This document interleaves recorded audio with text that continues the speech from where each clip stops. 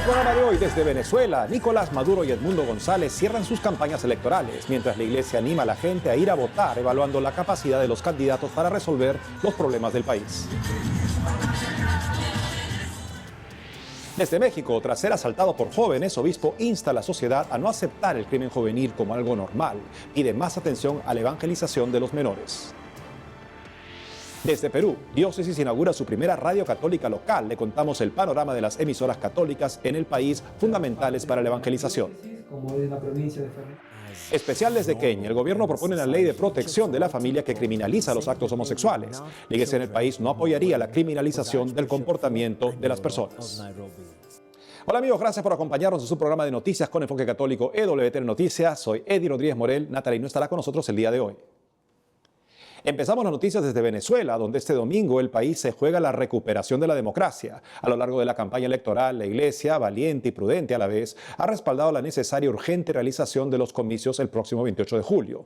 Veamos ahora el ambiente de los cierres de campaña de Nicolás Maduro, que va por su tercera reelección, y del candidato de la oposición, el exdiplomático Edmundo González, con video de Associated Press.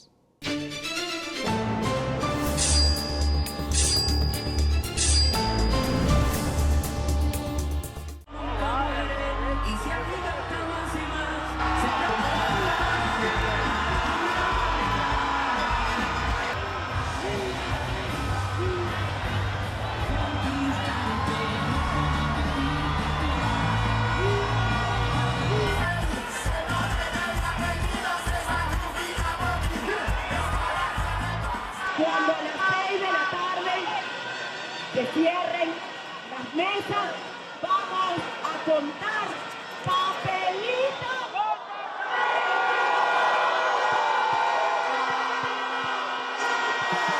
¡Viva Venezuela libre!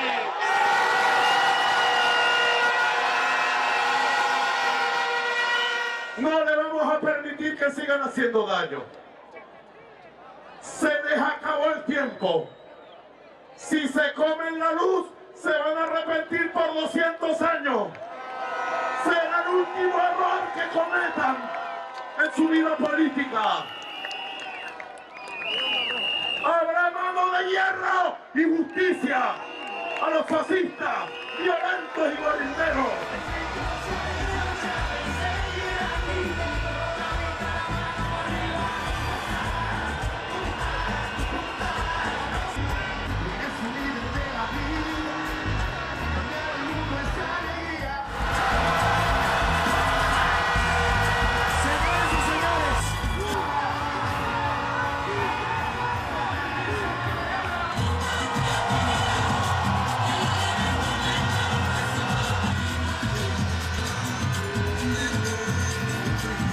Y ahora nuestro corresponsal en Venezuela nos cuenta lo que debe saber de las cruciales elecciones del próximo domingo 28 de julio.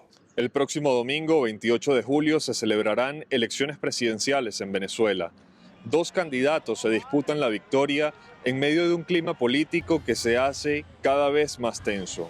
La Iglesia Católica en el país, en la voz de los obispos, ha llamado en reiteradas ocasiones a los venezolanos a ejercer su derecho al voto para materializar un cambio que permita superar la grave crisis que afecta a la nación en casi todos los ámbitos. Nicolás Maduro, sucesor de Hugo Chávez y actual cabeza del régimen chavista, se lanza a la reelección por tercera vez consecutiva, en esta ocasión con poco apoyo internacional y altamente cuestionado debido a las acusaciones de corrupción, narcotráfico y terrorismo que pesan en su contra. Por otro lado, Edmundo González Urrutia, un diplomático de 74 años, alcanzó la candidatura presidencial de la mano de María Corina Machado, líder indiscutida de la plataforma unitaria de partidos políticos de oposición, después de una aplastante victoria en las elecciones primarias de octubre de 2023. La campaña opositora transcurrió en medio de atropellos y persecuciones por parte del chavismo, que según las encuestas más respetadas a nivel nacional e internacional, contaría con un porcentaje muy bajo de apoyo para continuar en el gobierno. Por su parte, en los últimos días, los jerarcas más importantes del régimen expresaron su disposición de aferrarse a toda costa al poder, incluso amenazando con sumir al país en un baño de sangre y en una guerra civil fratricida en caso de perder las elecciones.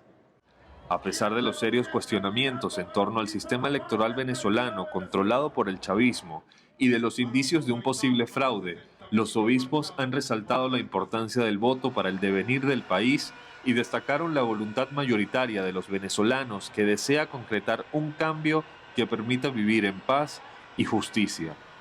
A la vez, denunciaron los atropellos del chavismo y exigieron el cese de la persecución y el hostigamiento en contra de los opositores. Los obispos también se dirigieron a las Fuerzas Armadas, recordándoles su deber de velar por la institucionalidad democrática y de hacer respetar la voluntad popular.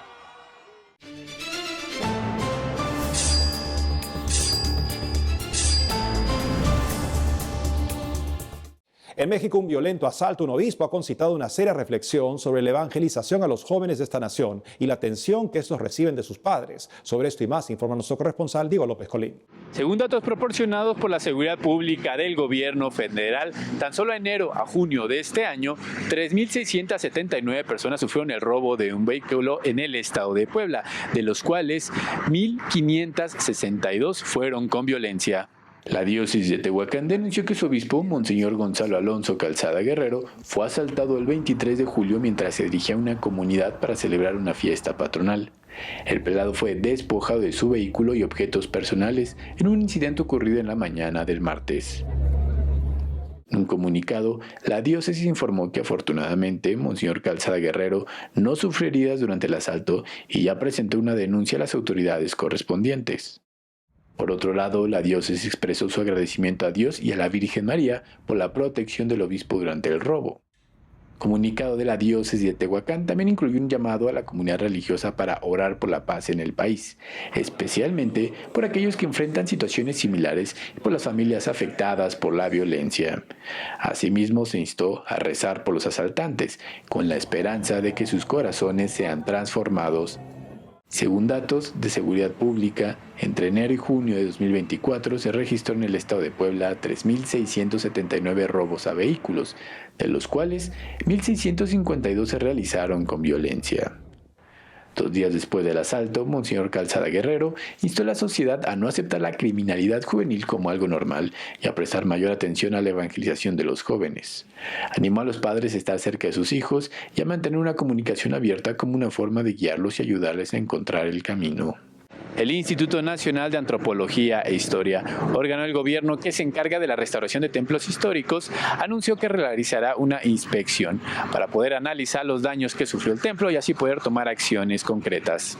La parroquia de San Gregorio Magno, ubicada en el centro del municipio de Cerralbo, en el estado de Nuevo León, sufrió el colapso de su techo debido a una falla estructural, según informó el alcalde Baltasar Martínez Montemayor a través de sus redes sociales.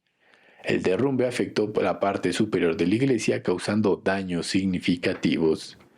Monseñor Rogelio Cabral López, arzobispo de Monterrey y presidente de la Conferencia del Episcopado Mexicano, expresó su pesar por el incidente en su cuenta de X y agradeció que no se registraran víctimas, al mismo tiempo que invitó a la comunidad a unirse en oración. Comunicado de la Arquidiócesis de Monterrey explicó que la parroquia de San Gregorio Magno experimentó una importante reforma estructural en 1960. Durante la remodelación se conservó solo la fachada y la torre del antiguo templo, mientras que la nave principal y los brazos del crucero fueron reconstruidos con losa en lugar de terrado y vigas como anteriormente. El Instituto Nacional de Antropología e Historia, organismo del gobierno encargado de templos históricos, anunció que realizará una inspección para evaluar los daños y determinar las acciones necesarias para reparación del templo. Dependiendo de los hallazgos, se podría solicitar al gobierno federal los recursos necesarios para la restauración. Las autoridades de la Iglesia Católica se comprometieron a proporcionar más detalles sobre el futuro del templo. Mientras tanto, se está llevando a cabo evaluaciones para determinar las causas exactas de la falla y garantizar la seguridad de las instalaciones antes de proceder con cualquier trabajo de reconstrucción. Reportó para WTN Noticias, Diego López. Ahora dirigimos nuestra mirada hacia el Perú. Una diócesis al norte del país inauguró su primera radio local en una ciudad de gran fervor mariano. La estación radial se suma a otras más de 30 emisoras católicas en el país. Sobre cómo ayudan las emisoras a la evangelización, nos cuenta nuestra corresponsal Bárbara Socorro. En Cajamarca, Sierra del Perú, Una de sus 13 provincias, Santa Cruz, la más pequeña por su número de habitantes, pero grande en su amor por Cristo y la Virgen María, inauguró hace poco su primera radioemisora católica, la Inmaculada 93.3 FM. La nueva estación mariana pertenece a la parroquia La Inmaculada de Santa Cruz. Así se convierte en la primera emisora local producida en la diócesis de Chiclayo. Radio La Inmaculada 93.3 FM es la única emisora de contenido católico de la provincia de Santa Cruz, dispuesta a ganarse la acogida de los oyentes frente a 3 estaciones evangélicas y 9 comerciales. ¿Cuál es la importancia de la radio para la evangelización? El padre Antero Céspedes, párroco que se reparte entre 11 provincias en Santa Cruz desde hace una década, me cuenta. Para nosotros es crucial. Puede sonar como que la radio ha pasado de moda, porque ahora hay muchos vehículos, muchos modos de cómo llegar a la gente a través de las redes sociales. Pero yo creo que no. La radio es muy importante. Hay muchas comunidades, hermanos, que están todo el día con su radio, donde van, en sus trabajos, en sus labores de campo. Y es importante porque nos tiene conectados con ellos. Llega el mensaje, como decíamos en la inauguración, que lo escuchan, que sea uno, para nosotros ya es suficiente. Y la radio para nosotros no va a pasar de moda. Siempre vamos a tener esa bonita oportunidad de llegar a la gente a través de la radio. Hay más de 35 radios católicas en el Perú, repartidas en costa, sierra y selva. Las más conocidas son Radio María Perú, Radio Nuestra Señora del Encuentro con Dios o Radio Santa Rosa. Ahora, Radio La Inmaculada 93.3 FM se suma a esos medios de evangelización. La programación básica de una radio católica ofrece la transmisión de la Santa Misa, el rezo del Rosario y programas catequéticos o de apologética.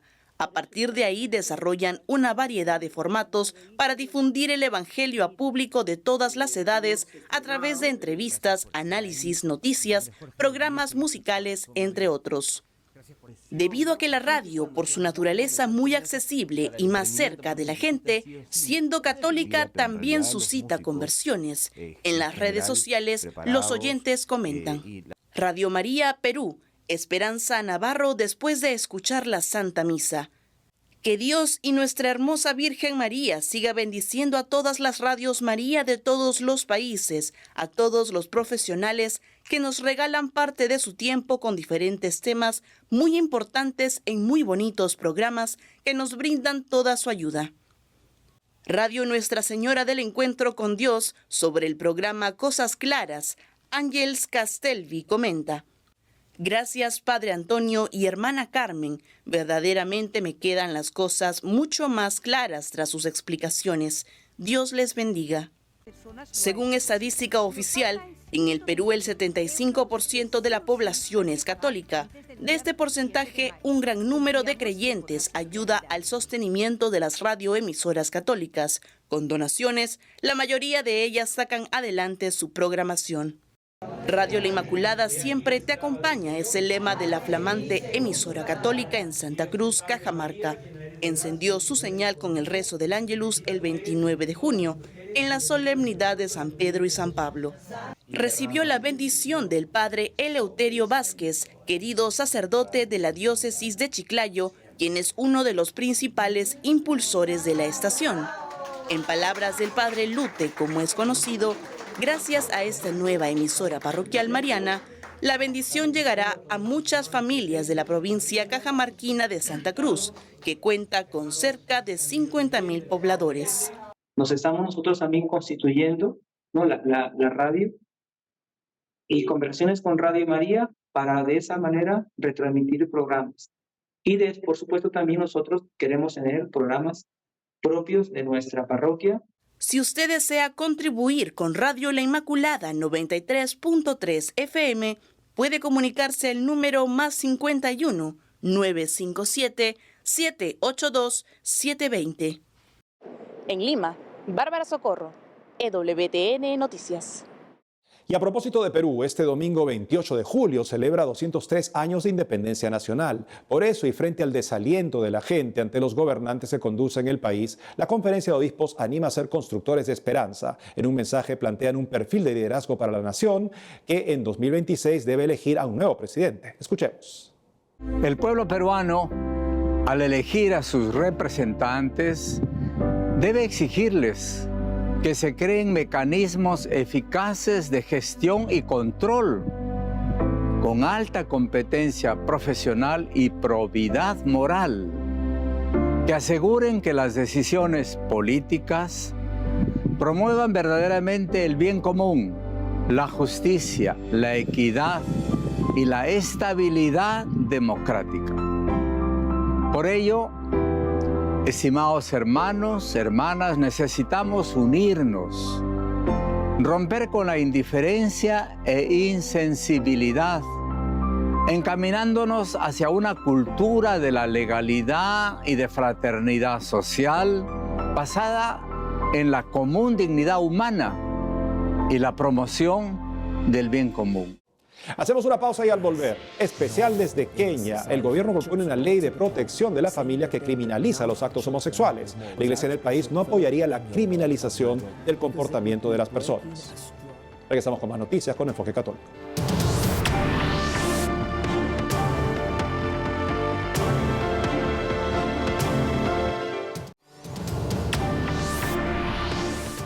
En Kenia está en debate un proyecto de ley del gobierno para la protección de la familia. La iniciativa criminaliza los actos homosexuales. La iglesia en el país no apoyaría la criminalización del comportamiento de las personas. En lo que sí es enfática es en oponerse a la bendición de las parejas del mismo sexo, permitida por el documento Vaticano Fiducia Supplicans. En este especial de EWTN veremos en detalle el contexto y reacción de la iglesia en África frente a la polémica declaración del Vaticano. Con Flynn nos informa.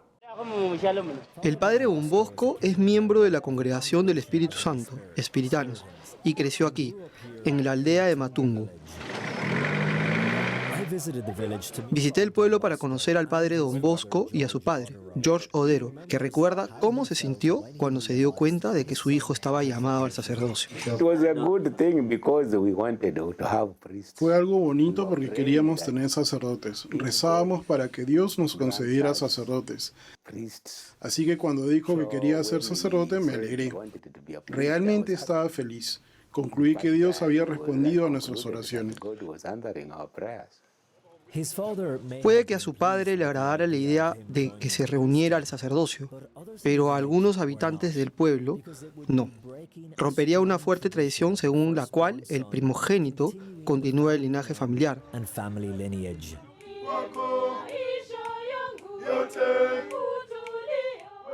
Visitamos la iglesia local a la que el padre Don Bosco acudía de niño.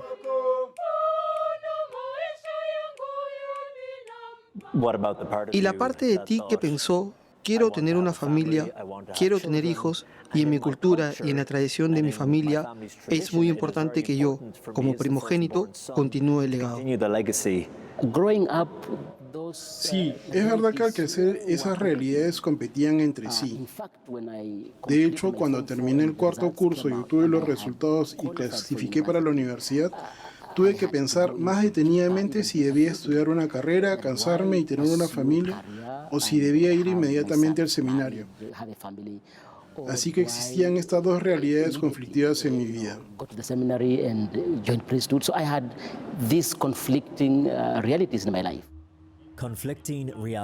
Realidades conflictivas. Ahí es donde la Iglesia Católica en Kenia se encuentra, tanto en conflicto con las prácticas del pasado como con las nuevas prácticas que llegan a África.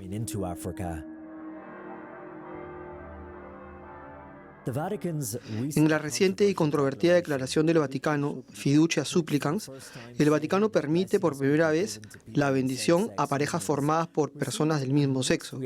La declaración recibió diversas reacciones en todo el mundo, pero en África se encontró con una fuerte oposición. Los obispos escribieron al Papa diciendo que no impartirían las bendiciones. Uno de ellos es el arzobispo Philip Anyolo, de Nairobi. Cuando el Papa declaró recientemente que la Iglesia podía bendecir a las parejas del mismo sexo, ¿cuál fue su reacción? En realidad, mi reacción fue como, déjame escuchar y oír lo que el Santo Padre dice. Y por supuesto, tenemos que obedecer al Santo Padre. Al día de hoy en adelante, nunca haremos lo contrario. África nunca desobedecerá al Papa. Pero, ¿sabes? La reacción no fue ni siquiera de los obispos, de los sacerdotes, fue de la gente. ¿Cuál fue la reacción?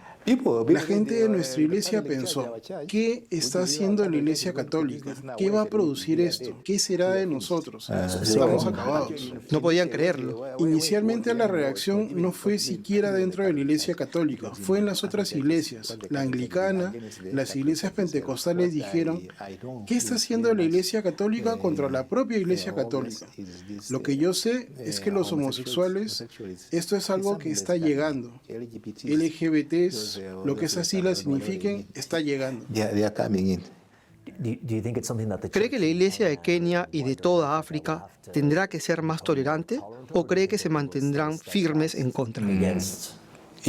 Ya sabes, la cultura cuando se trata de tal comportamiento, la cultura es también muy fuerte. En contra. En contra. Estaba mirando el proyecto de ley que se ha propuesto el año pasado aquí en Kenia y el proyecto de ley de protección de la familia. Es un proyecto de ley muy complicado, pero la parte en la que establece que si alguien se identifica como LGBT podría ir a la cárcel durante 3 años o simplemente identificarse como homosexual implica una pena de 10 años. ¿Esto es algo que la iglesia apoya? La iglesia no apoyaría la criminalización del comportamiento de las personas. Cleofás Oseso Tuka es el obispo de Nakuru. Hay quienes dicen que sí pertenecen a la comunidad gay, pero a veces quieren imponer a todos los demás que hay que aceptar esto como una forma de vivir hoy en día. Incluso en la mayoría de nuestras comunidades es visto como una abominación. Así que creo que sigue siendo un tema muy candente que tal vez necesita ser discutido con mucho cuidado para que no perdamos nuestra identidad como iglesia. De lo contrario, seremos como cualquier otra ONG y no una iglesia. El padre Don Bosco dirige ahora Asia África, una agencia católica de noticias con sede en Nairobi, que informa sobre la Iglesia Católica y su papel en la sociedad en toda África. La agencia tiene cada vez más lectores y forma parte del grupo EWTN Noticias. El padre Don Bosco me explica la opinión pública de Kenia hacia las cuestiones LGTB. No es prioritario, no significa que no exista. Hay grupos de personas en África que tienen esas orientaciones. Quiero decir, eso es cierto. Pero la iglesia y el pueblo de Dios están diciendo que en el orden de los desafíos, en el orden de los temas de actualidad en este continente, no toma el primero, el segundo, el tercero ni el cuarto lugar. En sus casi 20 años como sacerdote, ¿alguna vez se le ha acercado a alguien y le ha dicho, padre, mire, soy gay o creo que soy gay? ¿Se lo han confiado alguna vez? A mí no me ha pasado, ni discreta ni abiertamente. ¿Nunca? Nunca. Esto es lo que escucho una y otra vez de parte de los líderes de la iglesia en África, que en este continente no es un problema, que las prioridades de la iglesia son la lucha contra el hambre, el acceso a la sanidad, los derechos de las mujeres y un mayor acceso a la educación. De hecho, la educación es una de las prioridades de la iglesia en Kenia. Eso es todo por hoy, amigos. Gracias por haber estado con nosotros. No dejen de seguirnos en las redes sociales también de lunes a viernes a las 12 del mediodía, hora de Miami, en Radio Católica Mundial y su programa Más que Noticias con un servidor. Hasta entonces.